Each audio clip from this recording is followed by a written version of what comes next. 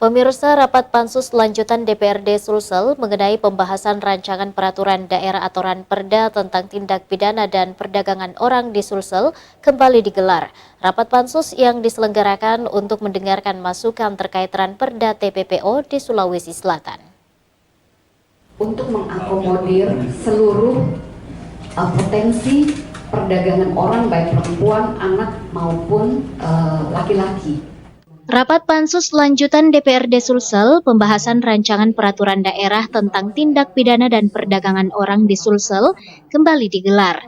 Rapat pansus tersebut dipimpin langsung oleh Ketua Pansus DPRD Sulsel Rizvayanti Muin, beserta anggota pansus lainnya dan dihadiri sejumlah organisasi perangkat daerah OPD Sulsel.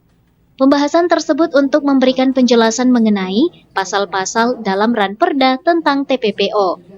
Kepala UPT Pusat Pelayanan Terpadu Perlindungan Perempuan dan Anak Sulsel, Meisi Sari Bunga Papayungan menuturkan, Sulawesi Selatan merupakan salah satu daerah penerima atau transit perdagangan orang.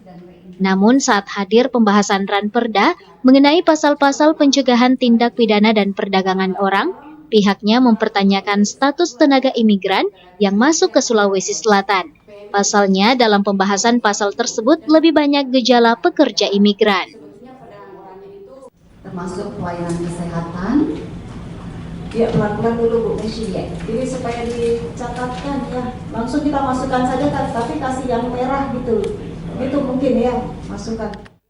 Adanya penambahan undang-undang pidana kekerasan seksual dianggap sangat penting untuk mensinkronisasi dan harmonisasi undang-undang tindak pidana kekerasan seksual yang diatur mengenai hak korban dan kekerasan seksual, kemudian pasal yang mengatur layanan baik itu pendampingan, rehabilitasi, dan reintegrasi, kesehatan sosial maupun psikologis.